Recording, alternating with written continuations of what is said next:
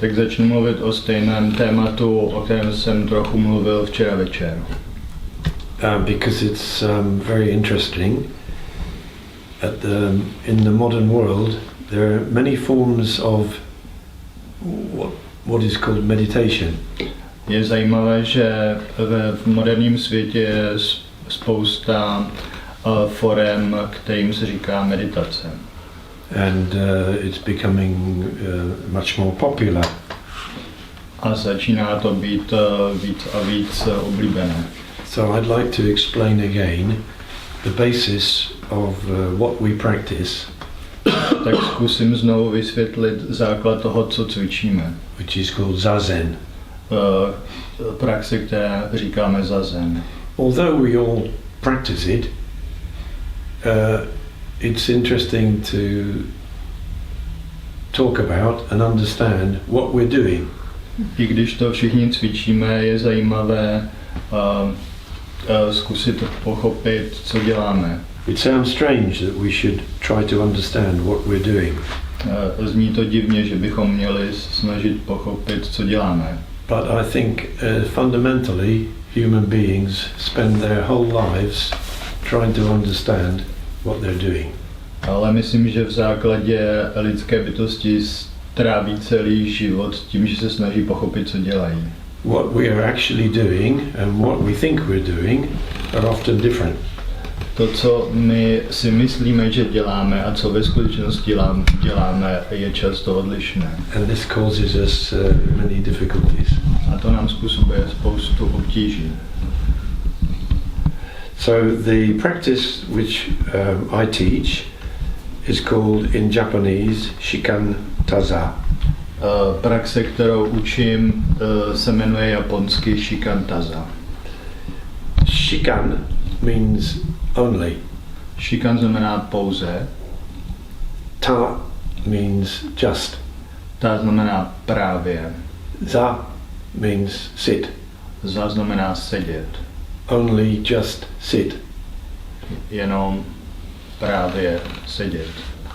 This is the form of a practice that was taught by the founder of the Soto school. To je praxe, jaký učil zakladatel školy Soto in Japan, v Japonsku. And it was different from many practices which existed in the 13th century in China and Japan.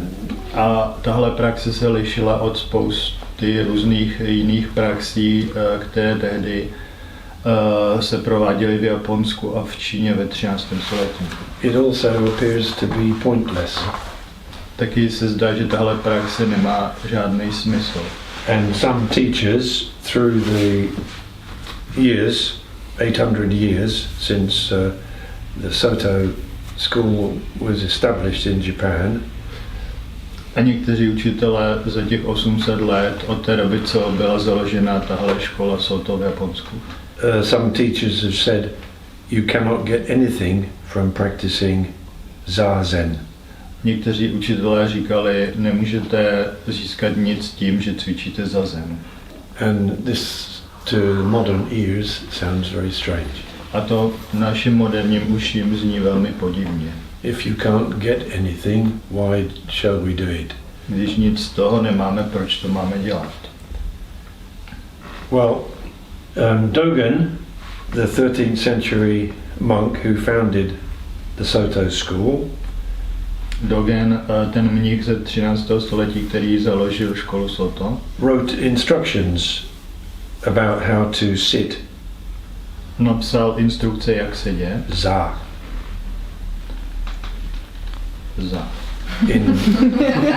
In meditation, Zen.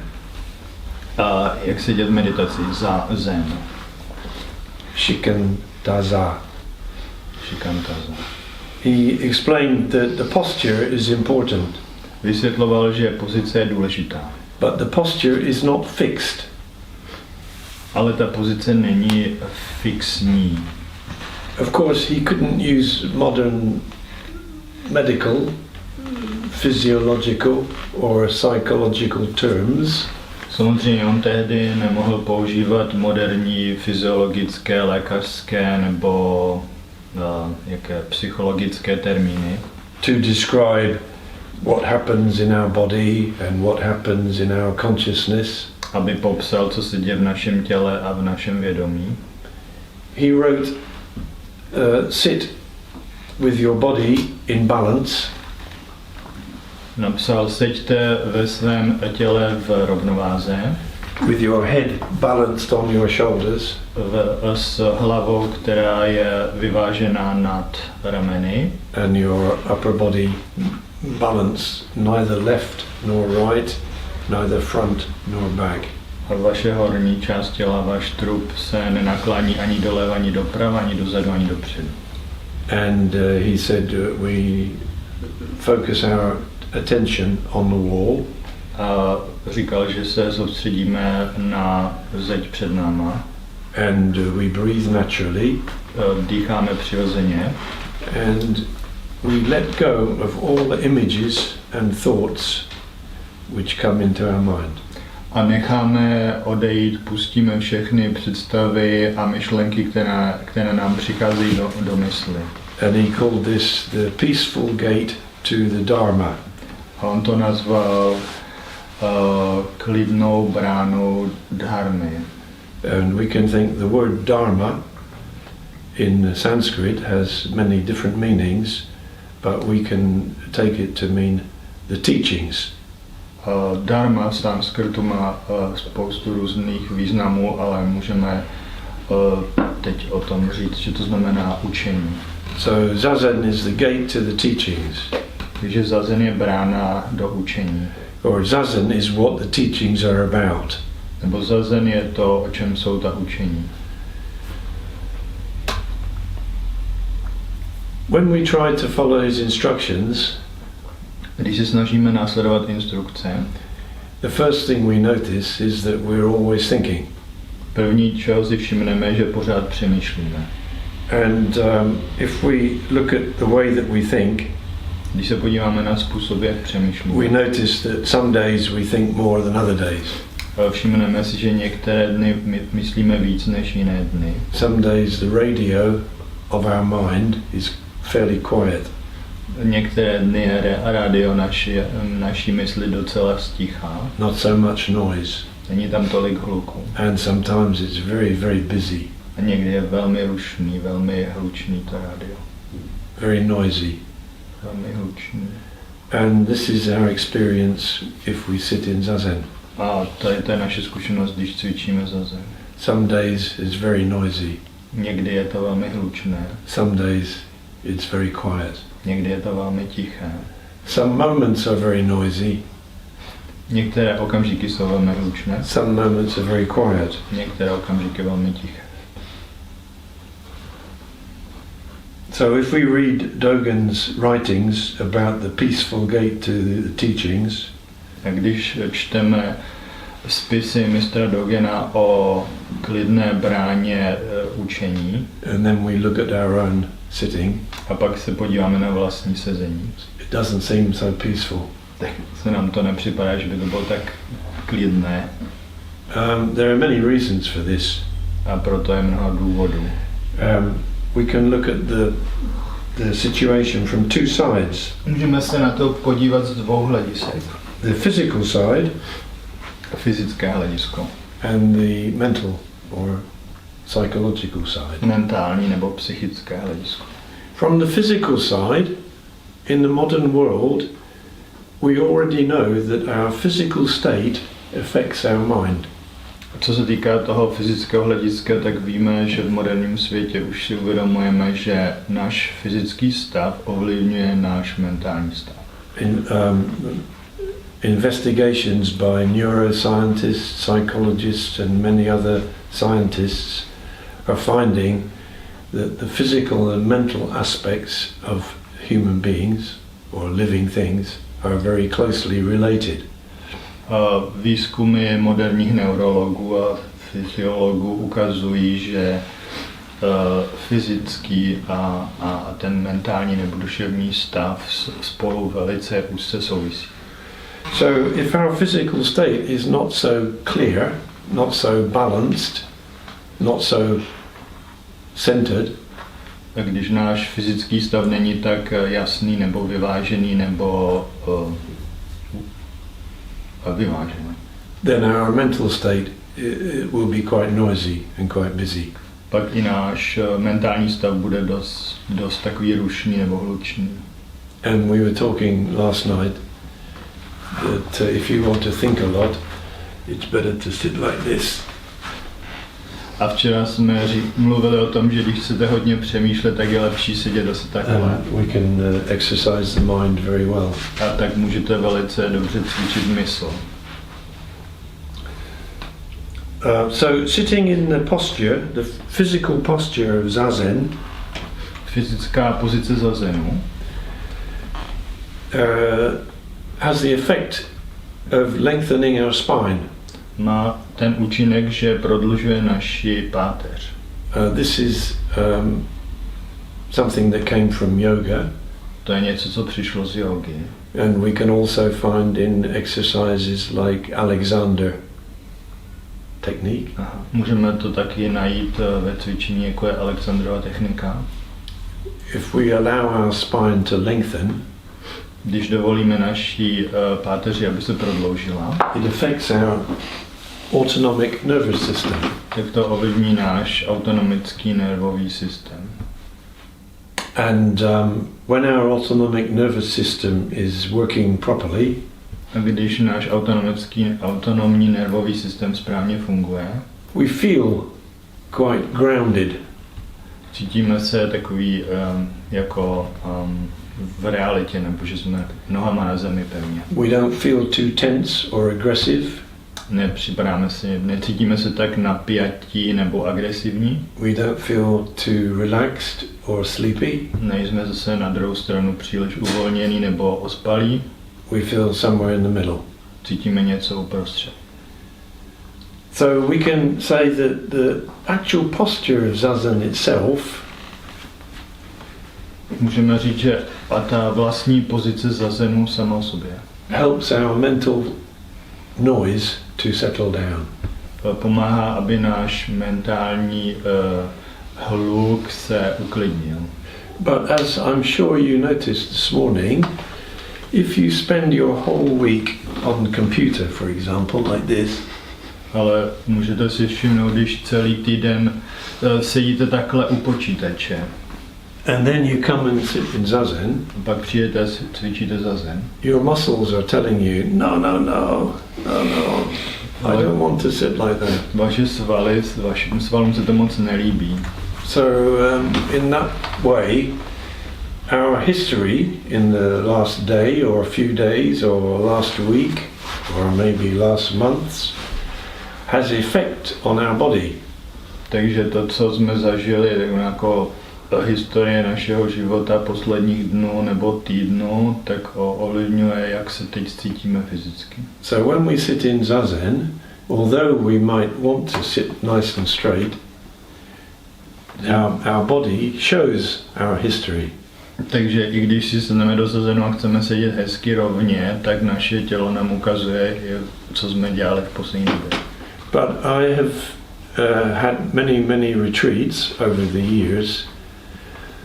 Ale za ta léta jsem zažil spoustu ústraní. And I noticed that people who come to sit in zazen A všiml jsem si, že lidi, co přichází cvičit zazen, for the first few times, když je to poprvé párkrát, they're sitting like this sedí takhle, or like this, nebo takhle. and then after some hours or some days, A pak po pár hodinách nebo dnech their body releases. se jejich tělo uvolní. After 2 days, they're like this. Po 2 dnech už sedí takhle. After 3 days, they're like this. Za 3 dny takhle. So the body can correct itself. Že tělo se dokáže opravit. In the 13th century, Dogen wrote to drop off our body. Ve 13. století Dogen napsal opusťte tělo. So just sitting helps our body to drop off. Takže tím, že jenom sedíme, nám pomáhá našemu tělu, aby nebo jako odpadlo. We can think that our deep tensions, which we were not aware of, A můžeme si všimnout, že naše hluboké napětí, kterého jsme si nebyli vědomi, disappear se zmizí slowly. pomalu.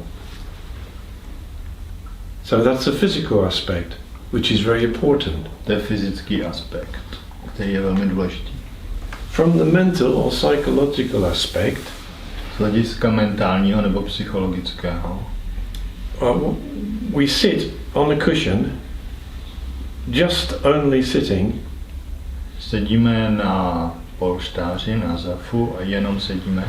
with a mind which is so busy that we feel we are not in this place at this time. S myslí, která je tak rušná, že máme pocit, že nejsme tady a teď. But every so often, every couple of minutes, we notice, I'm thinking about yesterday, I'm thinking about tomorrow. Ale občas jednou za pár minut si všimneme, že přemýšlíme o něčem, co bylo včera nebo zítra. At the instant that we notice, we return to where we are. A v okamžiku, kdy si toho všimneme, se vracíme tam, kde jsme. Sometimes it's a surprise. Někdy je to překvapení. If we're sleeping and we wake, it's a surprise. Když usínáme a pak se probudíme, tak je to překvapení. So noticing our busy mind, noticing it is returning to the present. To, že si všimneme, jak je naše mysl rušná, tak se vracíme do přítomnosti. To sit in the present, to be present, is very difficult for us. Sedět v přítomnosti, být přítomen je velmi těžké pro nás. It goes against our civilization.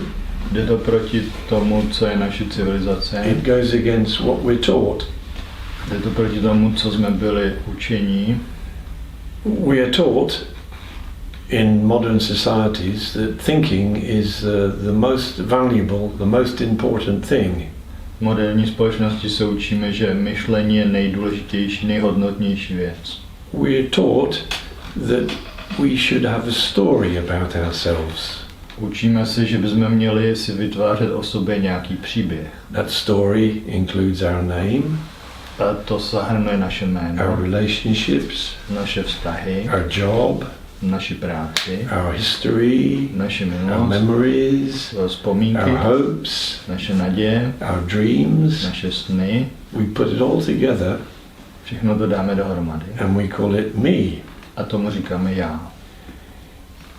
If we stop thinking about our story, it disappears. Když přestaneme o tomto příběhu přemýšlet, tak zmizí. If our story disappears, we feel very vulnerable. Když tady ten příběh zmizí, tak se cítíme velmi zranitelní. Who am I? Kdo jsem? In Zazen, we sit looking for that place where there is no story. V Sazenu hledáme to místo, kde není žádný příběh. In Buddhist terms, it's called Buddha nature. Buddhistickým termínem se tomu říká Buddhova podstata nebo Buddhova povaha. It's also referred to in many other different ways. A nebo se tomu říká různými jinými způsoby. So sitting in Zazen is returning to some nature of being present. Takže cvičit zazen znamená vracet se k nějaké takové té podstatě toho, co to znamená být přítomen. Again and again and again. Znovu a znovu a znovu. Every time we notice that we are thinking or something like that, every time we notice it, we return to the present. Kdykoliv si všimneme, že o něčem přemýšlíme, tak se vracíme do přítomnosti. If we practice regularly on a daily basis, když cvičíme pravidelně každý den, we can notice that being in the present becomes wider. tak si můžeme všimnout, že být přítomen je širší zkušenost. It's what athletes try to attain Je to něco, čeho se snaží dosáhnout sportovci, when they want to be in the zone. když se snaží být v zóně. We can call that state by many different names. Ten stav můžeme nazvat různými termíny. Buddha, Buddha, which means awakened, což woken znamená up, probuzený, present. přítomný. We can call it being in the zone. Můžeme to nazvat být v zóně, We can call it being conscious. nebo být vědomý. We can use many different terms. Můžeme použít různé termíny. But to notice that state, Ale všimnout si toho stavu, to practice that state, cvičit ten stav, is to find that beside our story, znamená zjistit, že kromě našeho příběhu there is a person present. je tu přítomná osoba. And that person is not based on thinking. A ta osoba není založena na myšlení. That person exists beyond thinking. Ta osoba existuje za myšlením. So we have to get used to that person, Tak si musíme na tady tu osobu zvyknout. make friends with that person, Spřátelit se s tím člověkem. trust that person. Důvěřovat tomu člověku. So that's one way to explain what we're doing in Zazen. To je jeden způsob, jak vysvětlit, co děláme při zazenu. From a physical aspect, we become quieter because of our physical balance. Z fyzického hlediska jsme tiší, protože jsme ve fyzické rovnováze. From the mental aspect, we're constantly returning to be present, Z mentálního hlediska se pořád znovu vracíme do přítomnosti. becoming familiar with the state of being present. A seznamujeme se nebo důvěrně poznáváme stav v přítomnosti and learning to live in that state. a učíme se žít v tomto stavu. So I stop there, and if you have anything to say in Czech or English or questions, please speak. Takže tady to skončím a teď pokud máte otázky nebo cokoliv, co se chcete zeptat nebo říct a česky nebo anglicky, tak prosím, můžete mluvit. Bych chtěl zeptat, cvičili taky japonští samurajové zazen? I would like to ask, did Japanese samurais practice zazen? It seems that when a samurai became older, Zdá se, že když se samuraj zestárl and not so strong, a už nebyl tak silný, he would become a monk tak se z něho stal mnich and practice zazen. a cvičil zazen. When he was a samurai, he practiced physical balance with his actions. Když byl ještě silný samuraj, tak cvičil fyzickou rovnováhu pomocí toho cvičení bojového. So, for instance, the practice of sword, Například cvičení s mečem, aido, aido, Jaido. Yeah, I forgot the name. There are many practices the samurai needed to stay alive. A samurajové potřebovali spoustu cvičení, aby přežili. We can think that they were the samurai's zazen. Můžeme říct, že to byly samurajův zazen. Well, when they stopped fighting, they became a monk and practiced zazen. Když přestali bojovat, tak se z nich stali mniši a cvičili zazen. Whether samurai practiced zazen when they were young, I'm not sure. Maybe. Jestli samurajové cvičili zazen taky, když byli mladí, tak to nevím. Možná. Yeah. So we can find zazen forms some kind of connection with Japanese martial arts. Takže můžeme najít nějakou souvislost japonských bojových umění a zazenu. But I suppose the image of samurai we have is rather romantic. Ale myslím, že tu představu o samurajích, co máme, je trochu romantická. It's a nice image. Je to hezká představa. But I don't know. Ale nevím. Ještě měl jednu otázku. Chci se zeptat, jestli Dogen někdy navštívil Indii. I would also like to ask if Dogen ever visited India. No. No. No. To China, he went to China, but he didn't leave Japan after that. Jel do Číny, ale potom už zůstal v Japonsku. He grew up in the temple in Japan. It's couple of temples. Vyrůstal v různých klášterech v Japonsku. He went to China when he was 27. Když mu bylo 27, tak odjel do Číny. He stayed there for about 3 years. Zůstal tam asi 3 roky. He came back from China and established his teachings. Vrátil se z Číny a založil svoje učení. And he died when he was 54 years old. A zemřel, když mu bylo 54 let. So what he taught was what he learned from his teacher in China. Čili co učil, je to, co se naučil od svého učitele v Číně.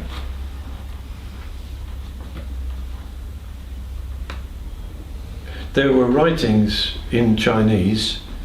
For instance, there were Lotus Sutra, Nagarjuna's Mula Madhyamaka Karika had been translated into Chinese. V Číně byly k dispozici texty jako Lotosová sutra nebo Nagarjunovo dílo Mula Madhyamaka Karika. A to bylo přeložené do čínštiny ze sanskrtu. And he commented on some of these writings. A on komentoval tyhle spisy. But I don't think he studied directly with any Indian teachers. Ale nemyslím, že studoval přímo s nějakým indickým učitelem.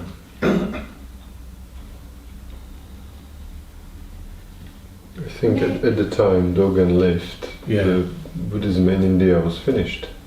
A myslím, že v době, kdy Dogen žil, tak už v Indii buddhismus už nebyl vlastně. Maybe in the south, in Sri Lanka. Možná zůstal ve Srí Lance, na Srí Lance. I have another question, but it's more about the physical aspect. I found that when one sits for longer periods of time, meaning like a session 14 days, 15 days. Chci se zeptat na ten fyzický aspekt sezení. Všimla jsem si, že když sedím na dlouhém ústraní, jako třeba 14 dnů. Sometimes the opposite happened to me, that I started developing pain instead of releasing or getting rid of pain. Mm-hmm. Někdy si všimnu, že pak na takovém dlouhém ústraní mám opačný efekt, že začnu mít bolesti, místo abych se uvolnila. I even called it the zazen muscle. Říkám tomu zazenový sval. Because I didn't know it existed until I started sitting and started hurting so much. A já jsem předtím ani nevěděla, že něco takového existuje, ale po tom dlouhém sezení to začalo velmi bolet. And my question is, in the school I was practicing, there was a lot of emphasis on discipline, do not move. A ve škole, kde jsem cvičila, bylo hodně důrazu na disciplínu, nesmíte se hýbat. Whatever happens, you don't move. Ať se děje, co děje, nehýbejte se. And I mean, it was a constant struggle with the pain and trying to let go, observe it and trying to let go. A byl to neustálý boj s tou bolestí, snažit se to jako pozorovat a nechat to odejít a pořád dokola. And for me, it was sometimes the opposite, as you were saying, that the deeper I went, the stronger the pain became through the practice. What made it stronger? I mean, the longer it was, the longer the practice. Yeah. Čím delší praxe, tím větší bolest. So I was wondering about this physical balance and the mind balance. Well, in his writings, Dogen wrote, Zazen is not a fixed posture. A ve svých spisech Dogen napsal, zazen není fixní pozice. So it's impossible for me to understand somebody to say don't move. Tak nechápu, jak někdo může říct, nehýbejte se. It's impossible for me to understand how you can attain a peaceful gate to the Dharma by not moving.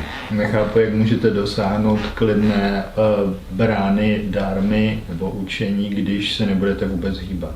Modern physiology, it teaches us that the body is connected together. Moderní fyziologie učí, že tělo je pospojováno s The bones, the muscles, the nerves, kosti, the blood vessels. Kosti, svaly, neurony, tepny. Our heart is pumping.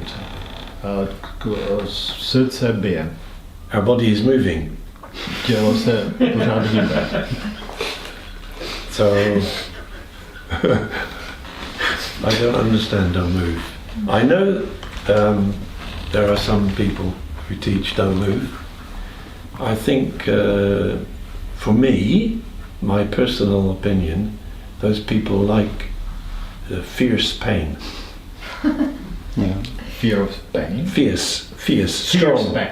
Jo, nevím možná proč někteří učitelé zdůrazňují to, že se nemáte vůbec hýbat, je, že se jim líbí taková, jak přeložit fierce, taková ohnivá bolest, prudká bolest, že mají nějakou oblibu bolesti. They like the challenge of fierce discipline. Líbí se jim ta výzva tvrdé praxe. So I don't like fierce discipline, so I can't say. Nemám rád takovou tvrdou praxi, takže o tom nemůžu mluvit. So from my point of view, and my teacher was the same. Z mého hlediska, můj učitel byl stejný. It's not necessary to practice for very long periods. Není nutné cvičit dlouhý období, where you have severe pain. Když máte velkou bolest. The body needs to move to find a balanced posture. Tělo se potřebuje trošku hýbat, aby našlo vyváženou pozici. The posture came from yoga. Ta pozice přišla z jógy. And yoga is movement. A yoga znamená pohyb.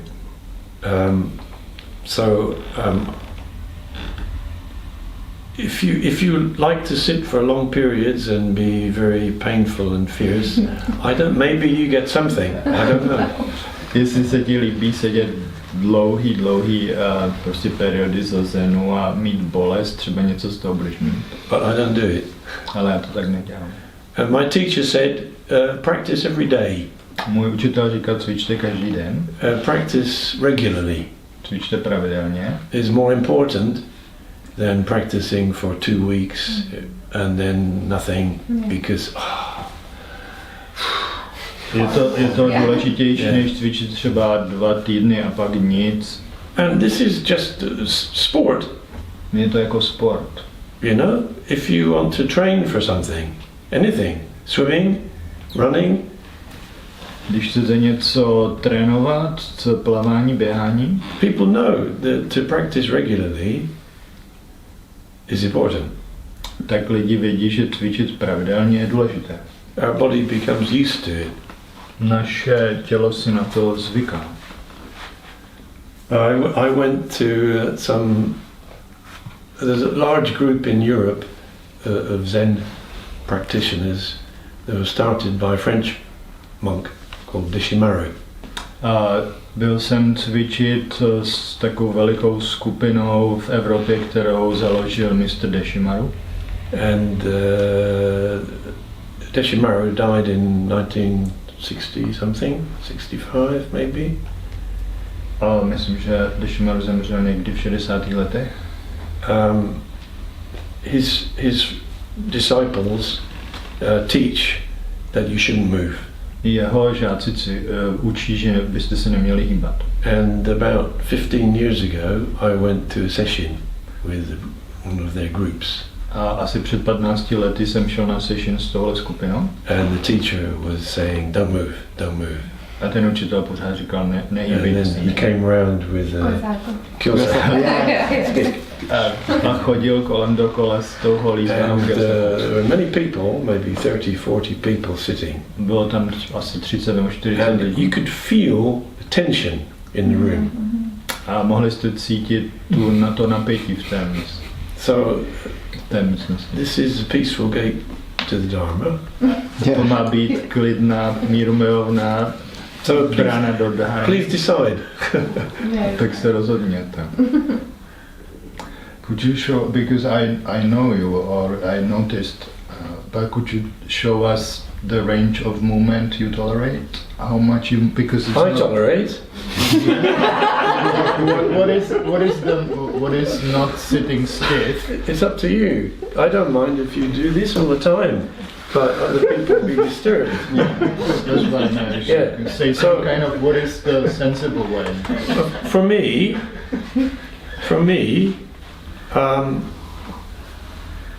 when I sit, Když cvičím, I always go left to right like this. tak si trochu hýbu doleva doprava. Then I can get some feeling. Okay, it's the weight of my head is here. Pak The cítím, weight of my body is here. kde mám váhu hlavy, Okay, těla. and then I sit. And if I feel something, then I move. Když cítím někde napětí, tak se trošku pohnu. Or like this. So sometimes I don't move very much. Sometimes I move like this. Někdy se moc nehýbu, někdy se trochu hýbu takhle. I don't have any pain with sitting, but when I was younger, if I had pain sitting, I would maybe change the position a little. If you change too much, because you have a lot of pain, it becomes a problem.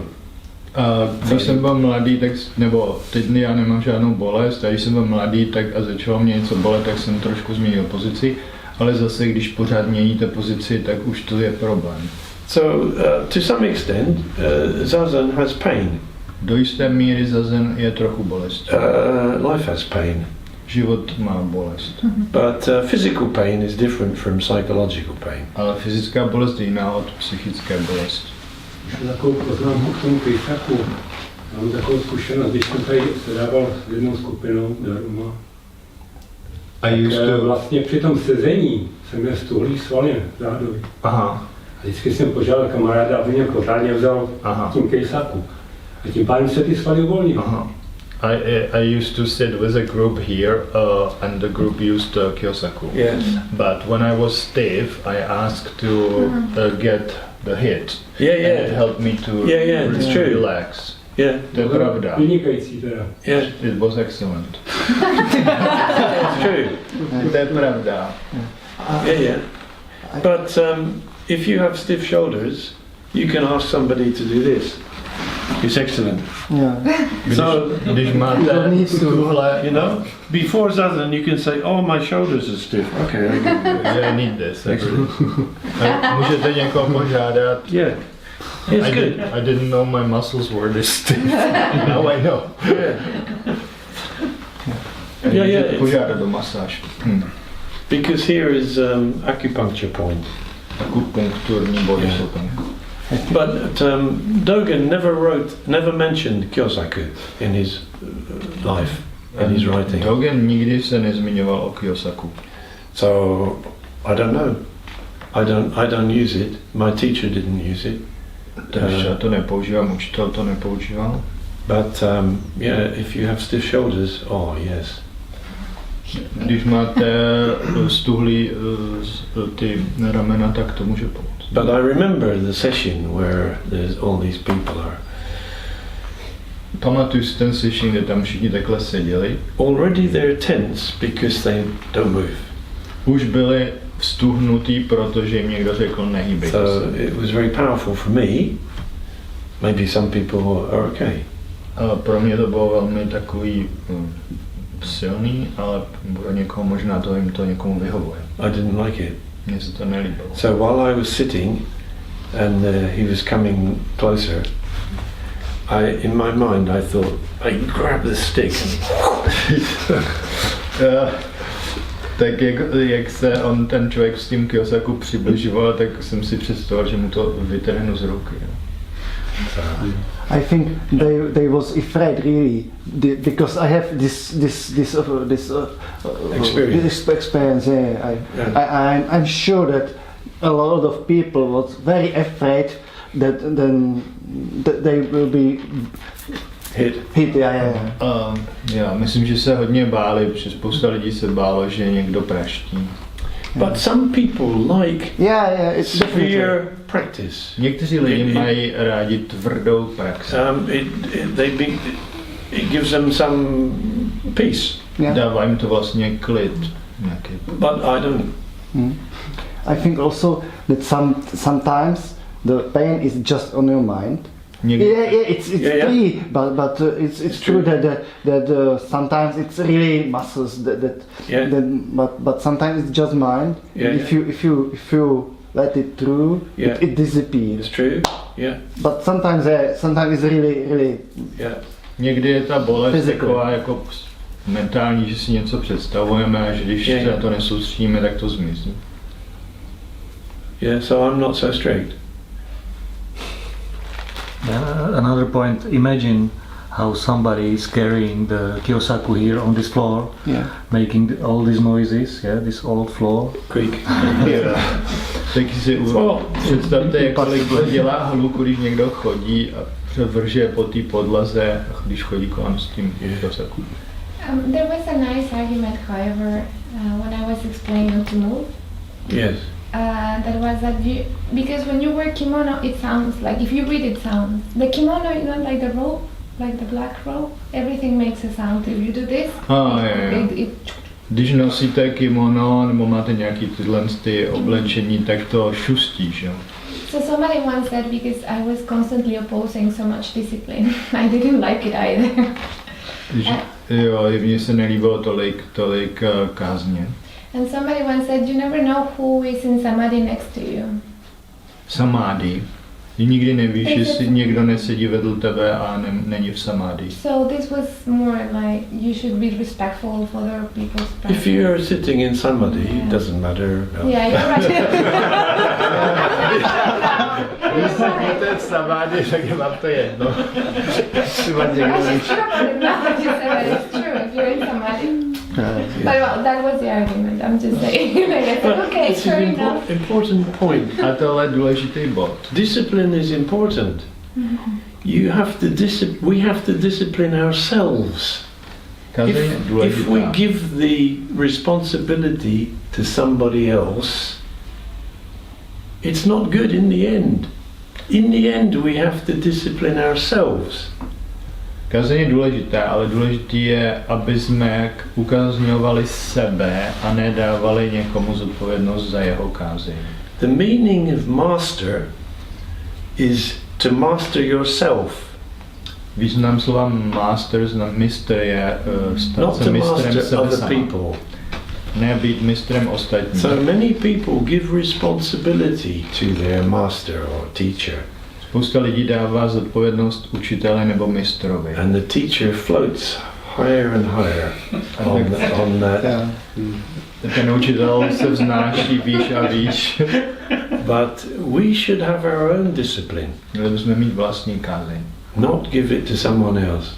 Nedávat to někomu jinému. Yeah, but maybe those people want to be controlled or to be. Yes, it's true. Yes. Maybe they don't have, or maybe they don't want to be responsible for their own practice. Yes. Někteří lidi chtějí být kontrolováni a nechtějí být zodpovědní za vlastní kázeň.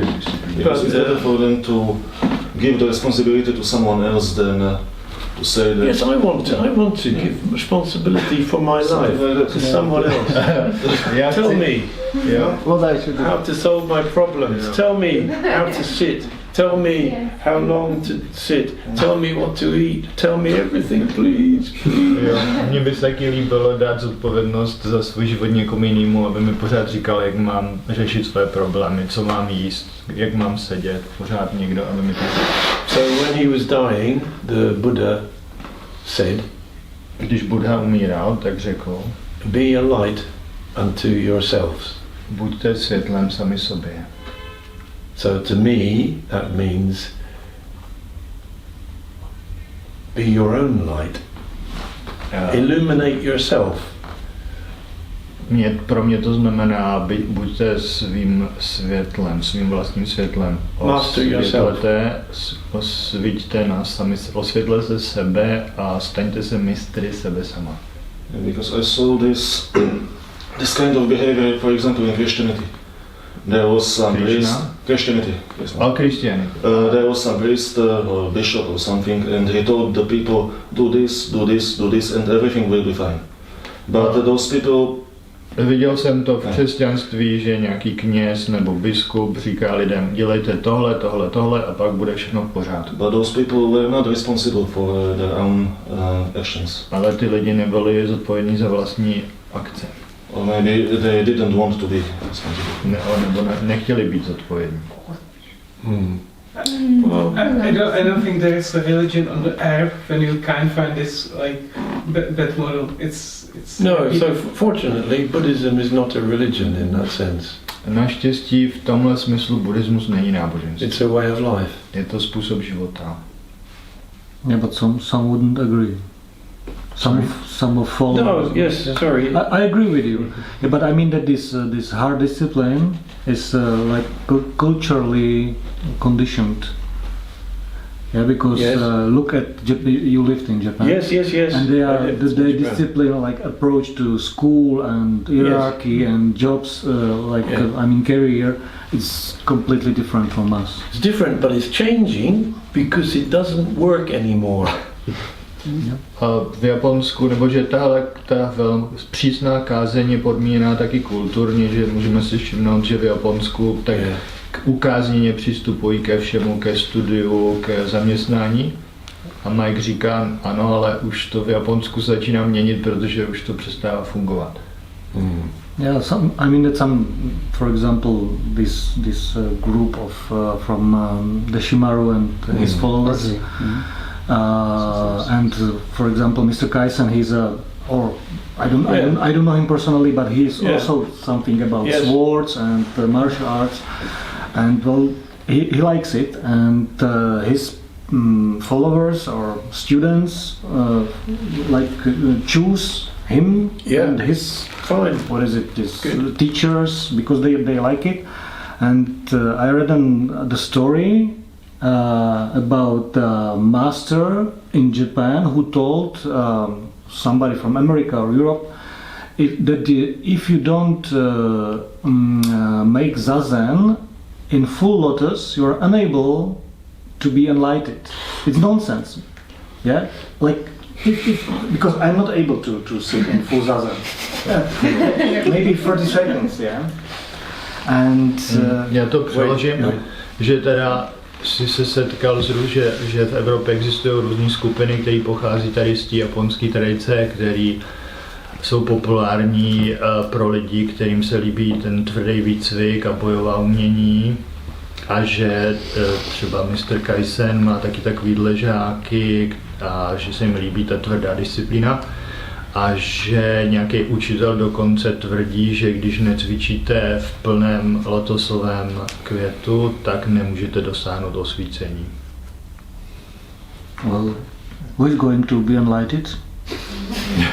Can you sit 1 hour in full lotus? Můžete sedět hodinu v plném lotosu? 5 minutes. Well, in the end, we have to make our own choice. Nakonec musíme si udělat vlastní rozhodnutí. We can choose what we want for our life. It's our responsibility. It's fine. Naše zodpovědnost je, že si můžeme zvolit, co chceme si životem dělat. But I say, master yourself. Ale říkám, staňte se mistrem sebe sama. Yeah. I agree. Thanks. And it takes, I don't know, I didn't do it yet, but it takes more than 70 years. A trvá to určitě víc než 70 let stát se mistrem sebe sama, ještě se mi to ani nepodařilo. What do you refer to master yourself?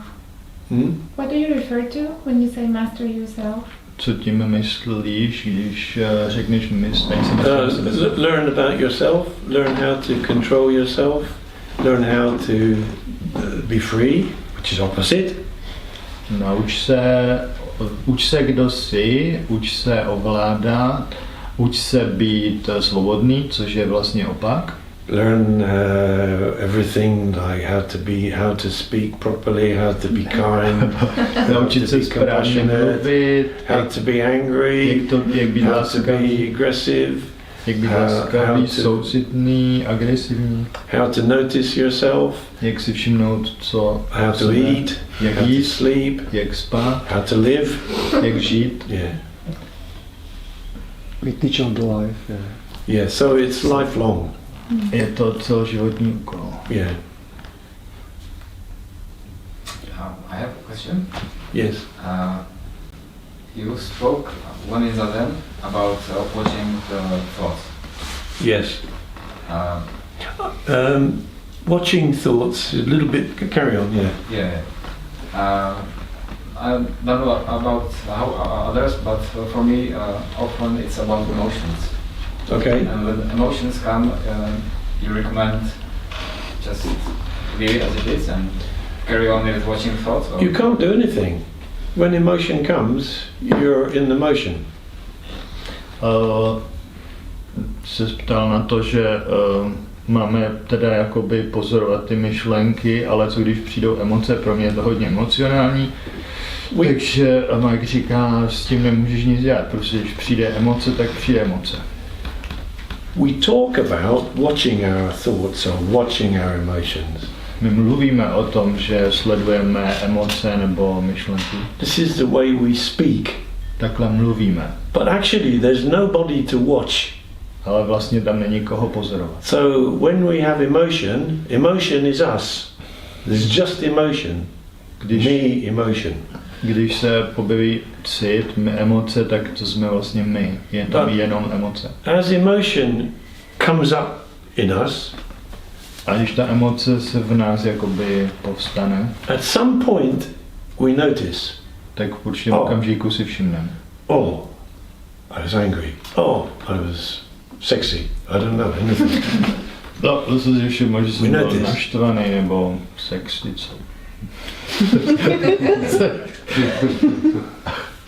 Yeah. I mean, all emotions come and go.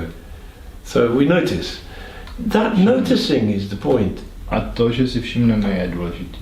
Why do we notice? Well, we can say sitting in this posture has some physiological effect that brings us back to the present. So we're thinking some story, then we notice, come back. We're feeling some strong feeling, then we notice, we come back. That's all. Když se přijde nějaká myšlenka, tak si všimneme toho a vracíme se zpátky. Když přijde cit, tak si ho všimneme, vracíme se zpátky, to je všechno. We say, we notice. This is words. There's no me to notice myself, actually. But in words we say, I noticed I was emotional. Jo, my akorát říkám, to jsou slova, všiml jsem si, že, ale vlastně není žádný, kdo si má čeho všimnout. Jsou to jenom slova. There is noticing. Jen tady nějaký všimnutí si. The universe noticed. Consciousness noticed. Vesmír si všiml, nebo vědomí si všimne. So just leave it. Just leave it. Nechat as a to thought, být. it will come and go and You notice, when you notice, then you're here. Když si všimnete toho, tak jste v přítomnosti. So the important thing is, I'm here. Oh, I'm here. I'm here. Důležité je všimnout si, že jsme tady. Technically, the emotion is the same as a fault. It has beginning, life, and Technicky on the like in the environment of emoce this. What a it myšlenka je to též. Well, I guess we don't know enough about ourselves yet. Yeah, but like the procedure of zazen, yeah.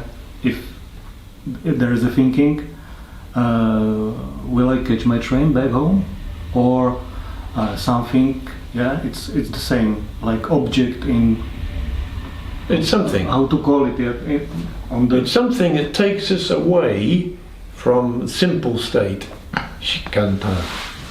Když se nás něco napadne, jakože třeba nám ujede vlak nebo si stíne vlak, je tady něco, co nás odvádí od přítomnosti. Something takes us away. Emotion, thought, I don't know. What is it? Něco nás rozptýlí And we come back. a my se vrátíme zpátky.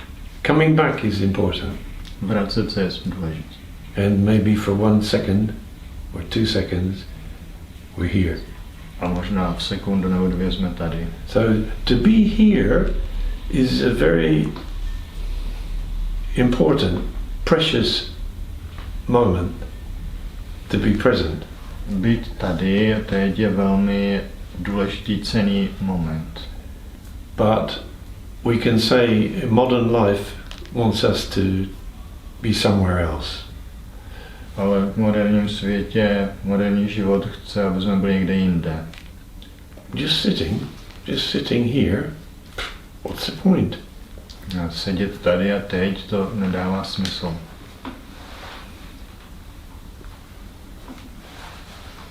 There is no point. Nedává to smysl. So you can decide whether it's valuable or not. Takže můžete se rozhodnout, jestli to má smysl nebo ne. Or you can do some strenuous discipline if you like. I don't mind. Nebo můžete dělat nějakou náročnou praxi. We have the freedom to live how we want. Máme svobodu a můžeme se rozhodnout, jak žít. And we have to accept the result. A musíme akceptovat výsledek. Without fail. Without exception. To nemůžeme mít, to nemá výjimku. Okay, stop now. A za 5 minut zazen for half an hour in 5 minutes, and then there is a lunch break for 1 hour. If you don't have your lunch, you can get something quick in the street and bring it back to the kitchen. 5 minutes zazen. Thank you. Thank you.